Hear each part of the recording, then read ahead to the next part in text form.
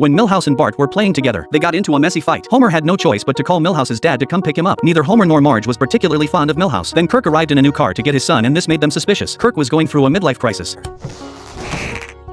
To the tooth whitening chaos! Marge was proud that Homer hadn't experienced anything like that, but after she kept praising Homer, she accidentally triggered his midlife crisis.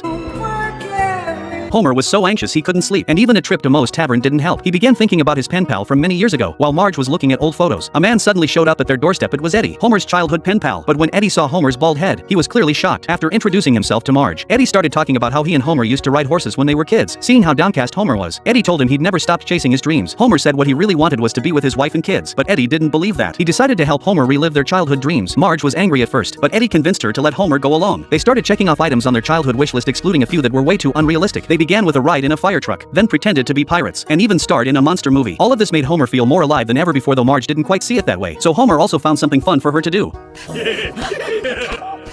He even started to believe Eddie might be an angel, but there was still one dream left unfulfilled: gliding freely through the sky. Homer hesitated, but Eddie gave him a push from behind. In that life or death moment, Homer learned to glide like a squirrel. He felt utterly free. Marge tried to stop them, but Eddie wouldn't let her. Homer got to experience true free flight until he crashed hard into a tall building. Luckily, Bart was there to break his fall. Homer still ended up in the hospital, but even from his hospital bed, he went to say goodbye to Eddie. You are a good friend.